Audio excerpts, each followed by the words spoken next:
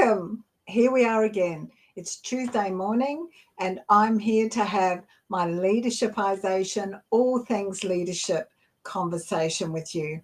I'm Beth Bergen. I'm an internationally awarded leadership and communication coach who works with individuals, confidentially, one-on-one coaching, but also I do a lot of work with teams. So, a common conversation, a common theme to the coaching that I do, whether it's one-on-one or with teams, is around communication. And if you've been watching these on a regular basis, you'll know that I've been focused on that communication a lot recently. Look, I had a great response, a really good response to an email that I sent out to my database, which was called the Confidence Code, Elevating Your Conversation. Because I had that huge response to it, what I thought was, or what that caused me to do was to sort of think a little bit about, okay, what can I best do to serve leaders and aspiring leaders based on the response that I've had from this? And that caused me to reflect and to understand that one of the biggest issues that I see in the leaders that I coach is that their languaging gives them away. The choice of words that they use, obviously combined with our body language and combined with the tone of voice that we use, but our languaging gives them away.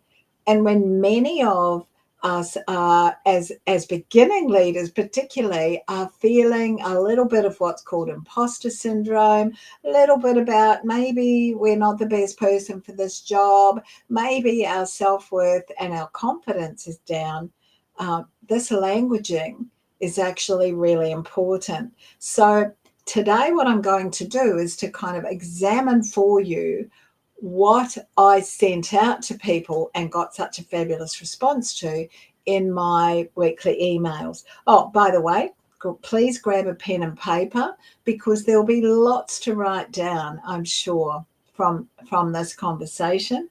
And as you know, because it goes up live and stays there, you can always come back and re-listen to it.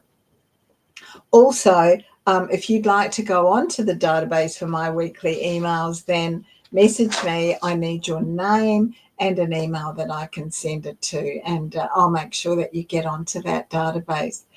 Hey, let's have a look at this. We've got, confidence versus a lack of confidence. What's really interesting is that both of these states, they show up as real contrasts, particularly in the way that we start speaking in a conversation or a meeting, and then how we contribute. Like it might be the first comment that we make, but it may also be something that we do much further into the meeting. Now, confidence doesn't mean that you always get to speak first, but it does mean being really deliberate about the words that you choose, because otherwise when you speak, the kind of phrases that you're using may actually be undermining you and you don't realize it. So they can undermine your position right from the start. I want to remind you, and I'll do this again at the end, that your words, the words that you choose, shape your reality. And I really encourage you to choose them wisely. So think about some of these phrases. Now, these are phrases that are very common when I'm working, whether it's working in teams or individually coaching. These phrases are seriously common. So write down as many of these as you can. The first one is, oh, sorry, but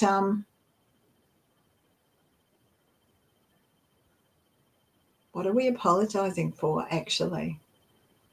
Hold on to that thought. The second one is, this might be a stupid question, but...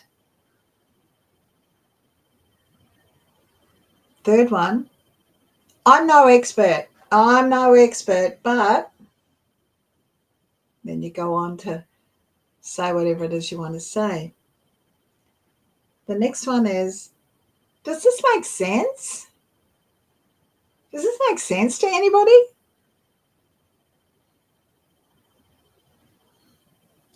The next one is, I think, make the comment. Number 6. I'm just checking. I'm just doing this right now. I'm just a business owner. I'm just a manager. Number 7. Maybe it's just me, but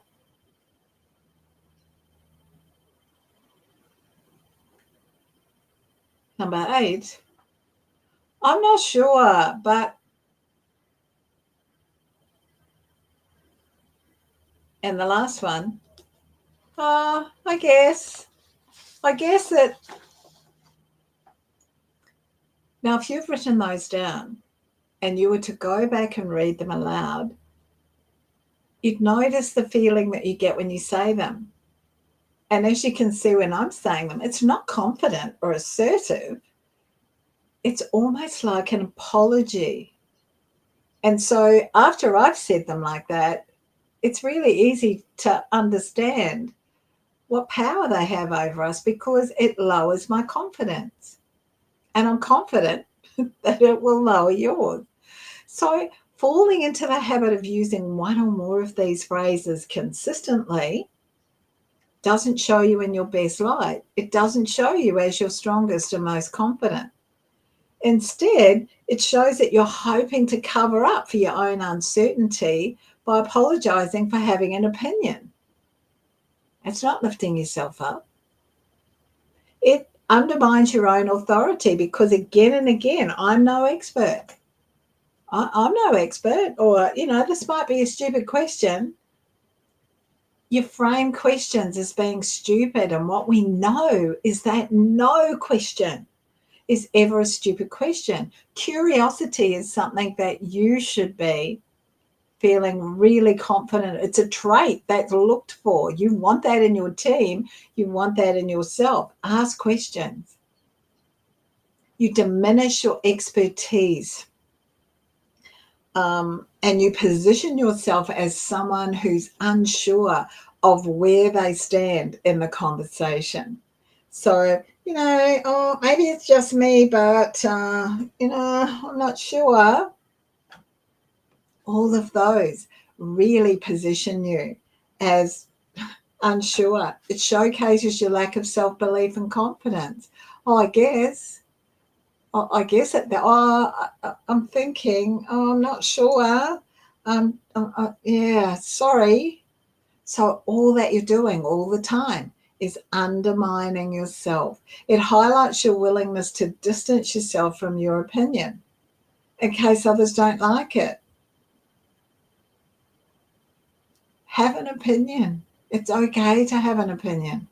If you talk to your higher up people, when it's new stuff for you, when it's new learning for you, when there's change happening, when it's a whole new process, when it's a new product, they're going to expect that you've got some questions about it. They're going to expect that you've got an opinion that might be different from the one that they'd like you to have. Learn what the facts are about whatever it is that you're talking about, but always be prepared to have an opinion and stick by it. Put something out there. The other thing, the final thing, is that it acts as a bit of a defense mechanism for you.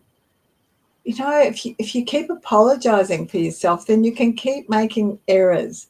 You don't have to take any responsibility for learning all of that information and getting on and understanding it and applying it.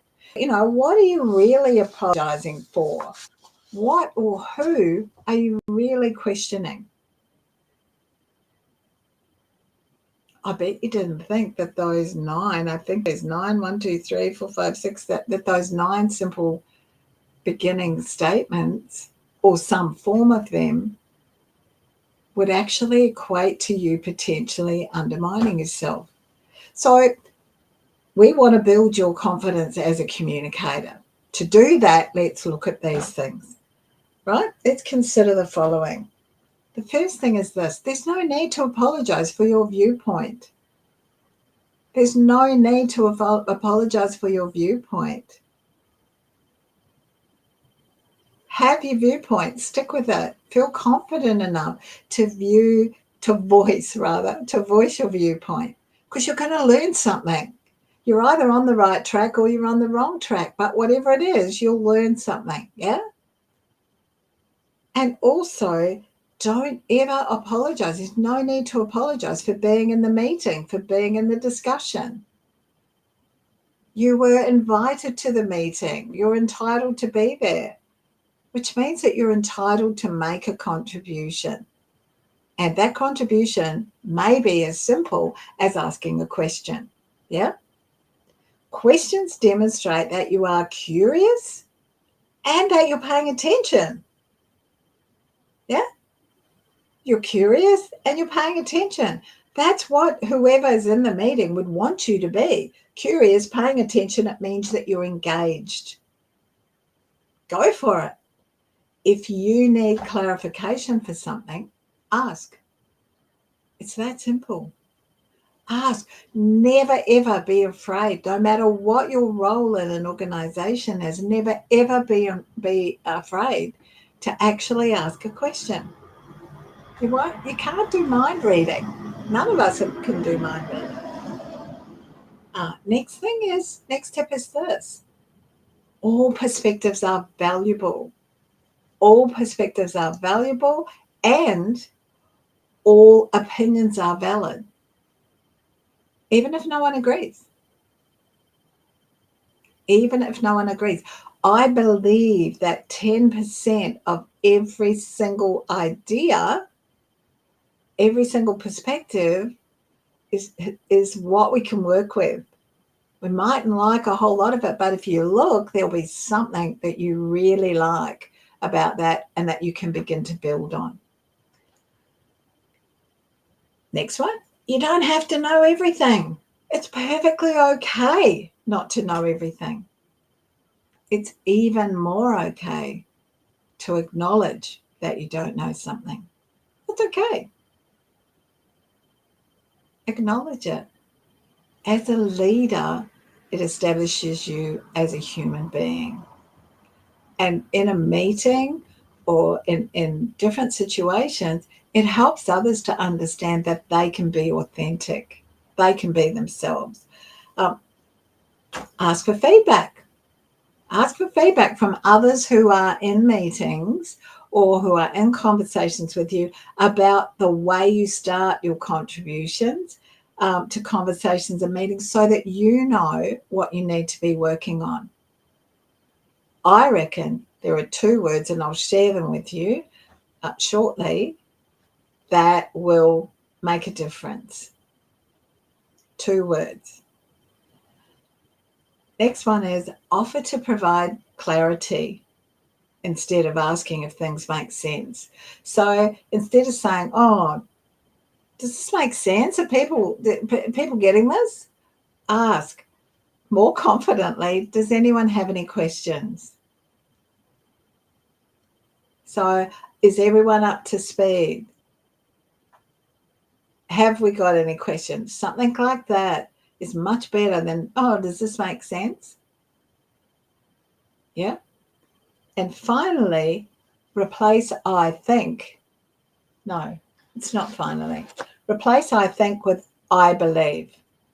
So rather than saying, oh, I think, blah, blah, blah, I believe that this is the case. I think that this is the case, as opposed to I'm confident that this is the case, or I believe from the data that this is the case.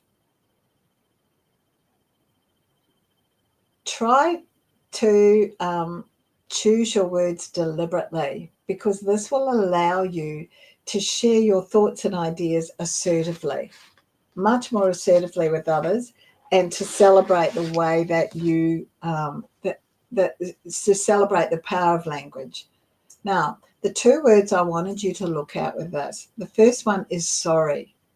Now, notice how often you're saying sorry and use other phrases or words to present yourself more confidently. Often, and you will be astounded, often you're saying sorry and there was no need for you to say sorry. You get to a door before someone, you say sorry. You get to be in the line at the checkout before someone and you say sorry. There's no need for that. You're really late for something and you over apologize. Oh, I'm so sorry. I just couldn't. If you do that, you lose your credibility.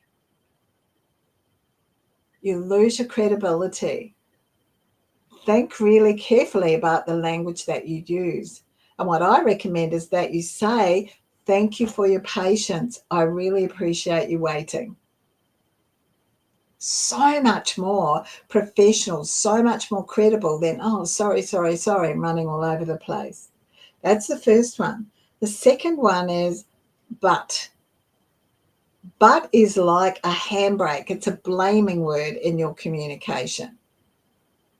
And what you'll realize if you look back on those 9 statements or 9 phrases I gave you is that 1, 2, 3, 4, 5 of those have the word but after we're pausing for ourselves.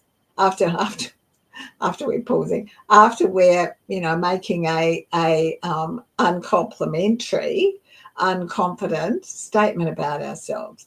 Like, oh, maybe it's just me, but yeah, it's blaming, it's a negative, it's kind of like a handbrake. Really start to notice your sorries and replace them with something else. And definitely think about how often you're using the word but, and try really hard to replace that with the word however. As I was saying, the way you communicate contributes to the perception that others have of you, which more often than not, it mirrors the way you feel about yourself. So if you're suffering from a lack of self-worth or a lack of confidence in the role, whether you've been in it 1 day, 1 week, 1 month, or 1 year, if you're constantly being challenged in your role and you're feeling a little bit overwhelmed, that will come through, because the types of phrases or the sorts of things that you'll say is, oh, sorry, oh, this might be a silly question, but your words shape your reality. Your words shape your reality. Your voice matters. So share your voice. Share your voice with confidence and without any apology or without any justification. Have an opinion and stick by it. Be prepared to change it. Be open to new ideas. Don't apologize for it before you've even shared it. There's some code to confidence in your communication. So thank you. If you're watching this as a replay, please pop #replay for me. If you've got questions or comments, or you'd like to go on my database to get the weekly emails, please reach out. Simply name and email is all that is required. Now, again, just a reminder, my Deliberate Reset program, applications are open. 6 to 8 leaders, people who are on the same leadership journey or a similar leadership journey to you. And it's tailored training in leadership, communication, and mental fitness over a period of 10 weeks. Just with the group, you're supported. We have WhatsApp communication in between. We have a weekly session for about 90 minutes over Zoom. It's an absolute game changer. Anyone who's done it just raves about it. We're supported by the use of an internationally acknowledged app that helps us to work on identifying and strengthening our mental fitness, which allows us to look at the learnings, the many learnings that are available in every single situation that we find ourselves in.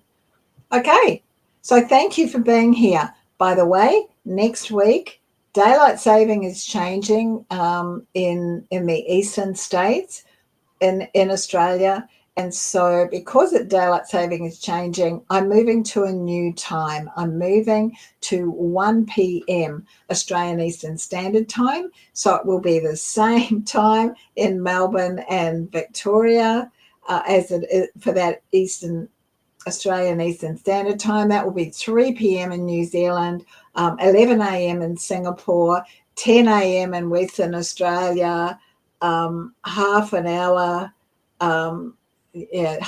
difference between us and South Australia, I think, an hour and a half between us and Northern Territory. But I could be wrong. I'm kind of looking at my list over here.